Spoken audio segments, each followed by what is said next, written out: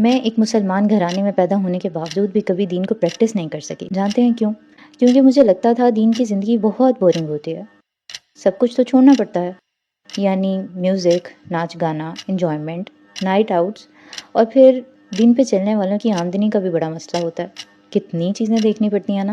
اور سچ کہوں تو کہیں نہ کہیں یہ سب چیزیں صحیح تھیں. سب نے مجھے جو بتایا اور میں نے جو دیکھا سب سچ تھا. لیکن مجھے کبھی کسی نے یہ نہیں بتایا کہ ایک جوان لڑکی جو بہت خوبصورت بھی ہو، ایسی کیا چیز ہے جو 45 ڈگریز میں اپنے آپ کو برقعے میں اور نقاب میں ڈھانپنے میں اسے مجبور کرتی ہے. جب ایک شخص رشوت اور سود سے 2 گنا پیسہ بنا سکتا ہے اور جو زندگی وہ اپنے آس پاس لوگوں کو جیتے دیکھ رہا ہوتا ہے وہ بھی انجوائے کر سکتا ہے، ایسی کیا چیز ہے جو وہ یہ سب نہیں کرتا؟ ایک شخص جو ارجیت سنگھ اور عاطف اسلم کے گانوں کا دیوانہ ہو، گٹار بجانا جس کی ہابی ہو، وہ یہ سب چھوڑ کر ایک صدیوں پرانی کتاب جس کے معنی بھی اسے شروع میں نہیں سمجھ میں آتے وہ سننے لگتا ہے، وہ پڑھنے لگتا ہے.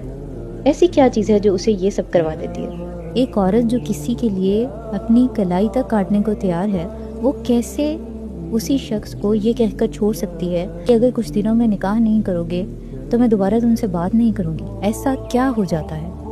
یہ مجھے اس وقت سمجھ آیا جب میں نے 20 دفعہ پہنا ہوا وہی حجاب ایک اور بار اڑا، لیکن اس بار اس ارادے سے کہ یا رب میرے پاس اور کچھ نہیں ہے آپ کو دکھانے کو، لیکن میں یہ قربانی دیتی ہوں آپ کے لیے.